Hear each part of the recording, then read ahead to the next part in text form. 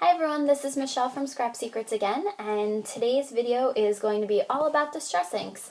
It's one of my favorite tools. It was one of the very first things that I ever got when I started scrapbooking, and I love it. I've used them in almost all of my projects. I make my own color papers, made my own backgrounds, made embellishments. They come in real handy when you're looking for a color and you can't find any scrapbook paper that matches the color that you want. You can basically create it on your own. So I just wanted to show you some of the things that I've created lately, and then we'll go into detail on how I made some of them. This first one is two colors of distress ink. They are the darker purple, Dusty Concord, and this is what the distress inks look like if you've never seen them before, and the milled lavender, which is a lighter purple. So it's just a blending of the two. I used what's called an ink blending tool, if you've never seen it. There's just a little foam piece on the back. It attaches by Velcro, and you just have a different one for every color, or I have every color family. Since I don't have very many purples, those are the only two that I have, I just use the light end for one and the dark end for the other. And I can actually show you, this is the sponge, this is the light end, and this is the darker end. So that's the one I use for purple. I actually have a couple for pink because I have tons of different colors of pinks and reds. So that's one way you can use it. Use two different color distress inks, use the ink blending tool, and you can create your own background color.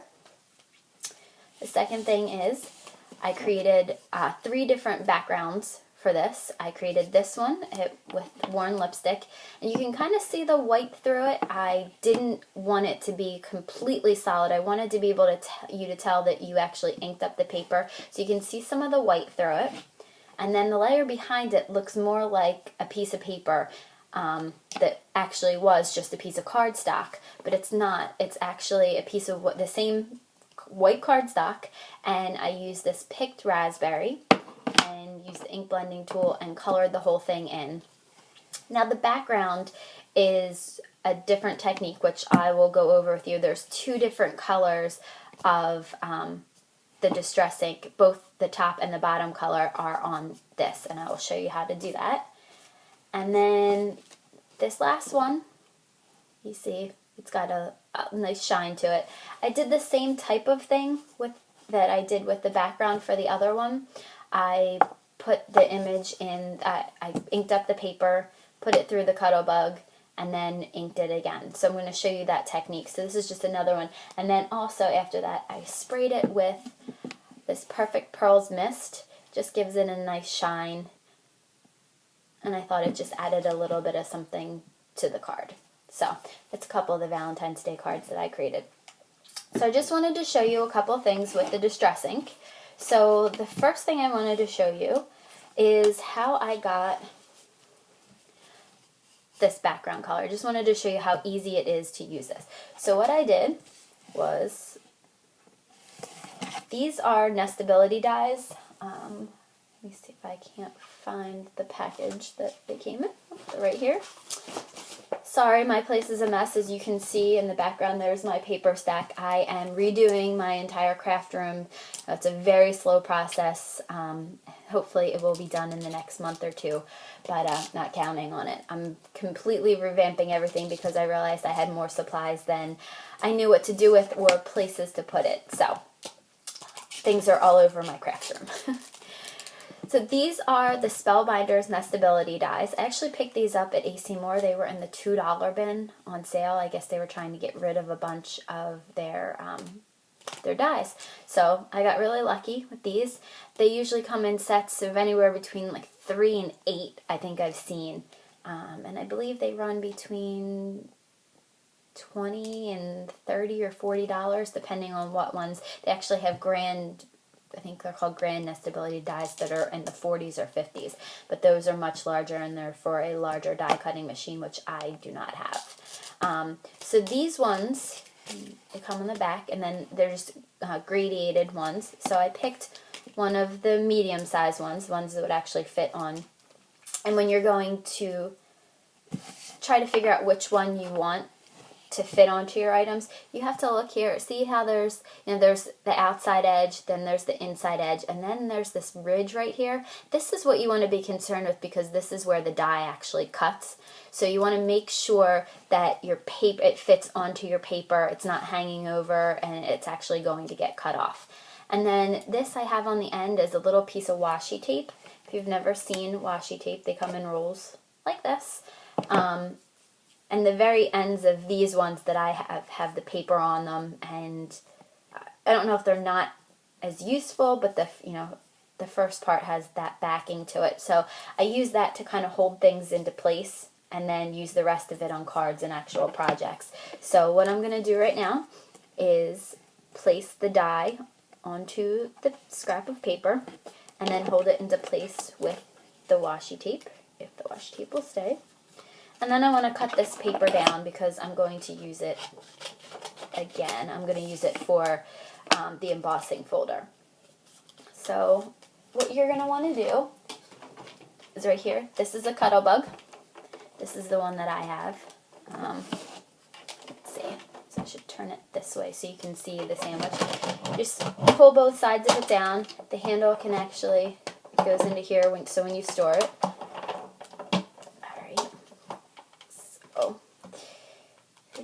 So the Cuddle Bug that I got came with, here's the A plate, and it came with 2 B plates. Now mine are all kind of beaten up and because I've embossed with a bunch of these different die cuts. So the problem is when you have wafer thin dies like this, like these nestability dies, you actually need you need more pressure. There's actually a C plate out there that they say you're supposed to use, but in other YouTube videos, I've seen people use cardboard shims. So I'm going to do that. I had plenty of cardboard laying around from the back of all of the paper packs that I've bought. So I just cut up some of them, and actually I think the other part is a shoe box. So cut those up, and they actually work really nice. So I'm going to tape it down to my mat, or tape it down to my cutting plate. So this is your A cutting plate on the bottom, and then the next one is the B plate, one of the B plates. Then what you're going to want to do, and I've seen it recommended that you don't ever use more than 3 shims. So I have these 2 pieces here, and I guess these were from the shoebox. And then I have another piece from one of the backings of the paper. And then I just place those 3 on top. And then place the other cutting plate on top of that. You want to rotate your cutting plates up and down. Put this one on the bottom next time and the other one on the top, just so that you get some wear and tear evenly. They'll start to warp. You'll start to see it goes up there. You don't really want to do that because then they can snap. So, I have to turn this towards me. So you run it through the Cuddle Bug, and you may hear a little snap, or it may seem really, really snug. And just because this is a thinner die, I run it through a couple times just to make sure that it cuts all the way through. Alright. So let's make sure that cut all the way through. Oops. Sorry, now you can see my non-stick craft mat. Oh! And it came right off. So there you go. This is the extra piece with the washi tape on it. I think that washi tape is done. I need a new piece. But here's my die cut. It's cut out really nice smooth edges. Okay, so I'll put the Cuddle Bug to the side for just a minute. And then I will show you how to do. So the first thing that we want to do is we'll work on the back image. The front image is the same technique, so we'll just do the back one, the picked raspberry. So you take the blending tool, take the distress ink, and hopefully this isn't at such a weird angle that you'll be able to see this. Okay, So it does get a little bit messy. Your fingers will turn different colors. Around Christmas time, I was a Smurf for a little while, and then I got some red and some green all over my hands. My fingers were all different colors every single day. So it does get a little bit messy. So what you want to do is you want to do circular motions. You want to start off the paper, which is why it's great to use a non-stick craft mat, because it's so easy to clean this stuff up. So what you want to do is use a circular motion, and you'll start to see, here's the color. You don't have to press very hard at all, especially when the ink pad is newer. The older it gets, the more pressure you have to apply. Definitely look at re-inkers. I haven't invested in any of those, and I probably should, just because it would make my life a little easier. So what you want to do is just keep blending until you're happy with the color of the paper. Make sure that it looks nice and even. It will dry a little bit more even than it looks at first. You'll look at it and you think, oh, maybe some of the spots are a little bit darker than others. It does even out after a little bit, but I'd like to go back over it and just make sure that if I want the piece to be solid, that there are no white spots. So now here's my image all colored in. Just go back over it one last time. And my fingers are a little pink. Not too bad today. So, and then just use my mini mister. Just a little bottle filled with water, a Ranger. Refillable bottle. They come in packs of 3. I think I got mine at East Seymour. And then little tip for storing your distress inks: store them upside down. It helps the ink last a little bit longer. So that's what I usually do, store them upside down, except for when I forget.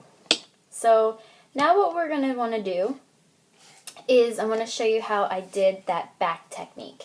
I'll show you how this one, the two-toned one.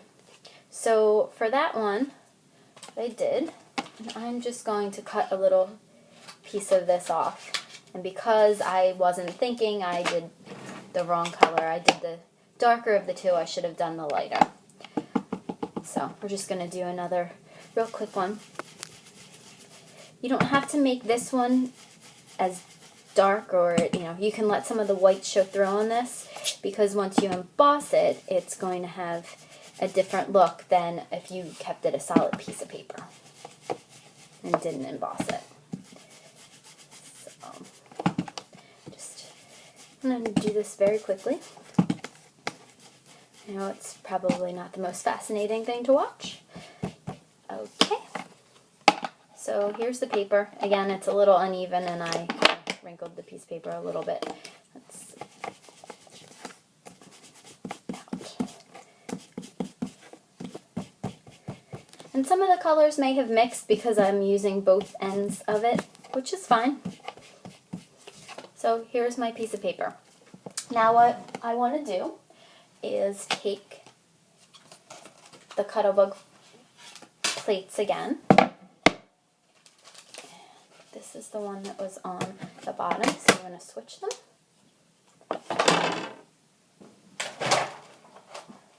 And I want to take the embossing folder that I used before. It's the same one, it just has different words on it.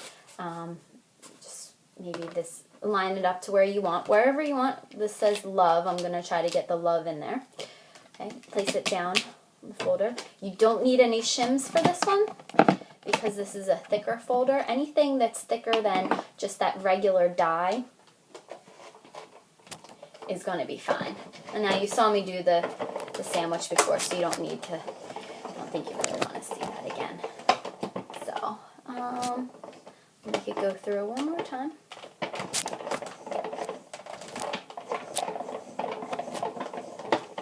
Okay, so this on the ground. Okay, so now what we have is our embossed image. And you can see there's a little bit of white in there.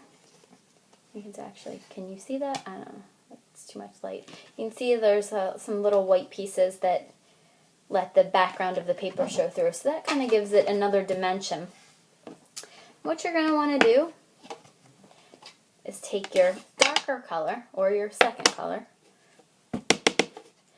kind of just go over it, just over the raised areas very lightly. So here I'm going to show you and see. You can see I've gone over these areas, but I haven't gone over these areas yet. These are just a little bit more highlighted. It makes them stand out a little bit more. Do that.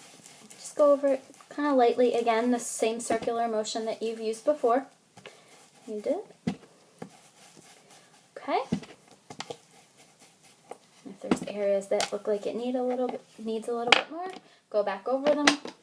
Some of the debossed, which is the part of the image that's not raised, will also pick up some of the color. It's not a big deal. The colors will blend. So there you see, hopefully you can see that. You can see the difference between the two. The bottom layer that we put on first and then the second color. So that was Worn Lipstick was the first color, and then Picked Raspberry was the second color. So hopefully, again, you can see the difference between the two of them. If you also wanted, you can spray it with the mini mister, spray it with water. It changes, it lets the colors blend together a little bit more. It kind of gives it, I always feel like it kind of gives it almost a leathery look. I've created a bunch of different pieces, and that's what I've seen from it. It can create, because it warps the paper a little bit, and it just gives it, you don't want to soak the paper, you just want to give it a little spritz, and I kind of think that it gives it just, again, it almost looks like a little piece of leather. So you just let that dry. The colors will soften a little bit, mix together a little bit better. If you don't like the idea of spraying it with water, you can leave it like that. It'll be a little bit of a bolder look. This will make your colors look a little bit softer and not that big difference between the two different colors. A couple of things to remember with Distress Ink. One, be careful of your color combinations. Red and green, while they are both Christmas colors, they do not mix. They actually create kind of a muddy mess. So be very conscious of that when you're going to mix colors. Make sure that you're mixing colors that actually produce a good color and don't muck up your project. So Distress Inks are good for, you can stamp with them. They will produce, let me see, actually let me show you a little bit of the stamped. Okay, this is from one of the My Pink Stamper ones. Let's see if I can find. I usually use, when I stamp, I use an old mouse pad. Put it down. It just gives a little bit of extra cushion.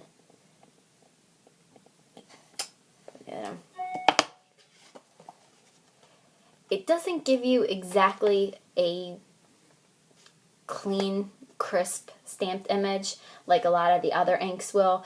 I guess just because of the way they're made, it's not always, because this one actually isn't too bad. I think it has something to do with the stamps. These are really high quality stamps, the My Pink Stamper ones.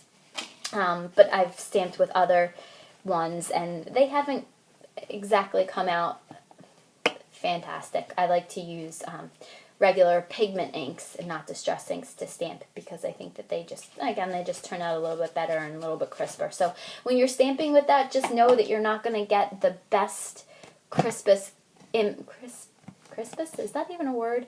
The most crisp image that you could possibly get. So just keep that in mind when you are stamping. They do, you definitely can use them for stamping, but again, just, be cautious of that. If, you're thinking you're going to get this fantastic image, it doesn't always look like that. And I think that's pretty much it. Have fun play with the Distress inks, you can, I'll do another video. These are actually water brushes. You can actually paint with Distress inks. It's actually a really cool technique, and I just started doing it. I wanted to do some watercolor, and I started using some Distress inks, and actually they come out pretty cool. So I am going to do a video on that and how to use the Distress inks with water to actually paint the image. So I hope that you've enjoyed this video, and I hope that you've learned a little bit of something from it, and please feel free to leave comments or questions, and I'd love to have you as a subscriber. Thanks, and have a great day. I will see you next time.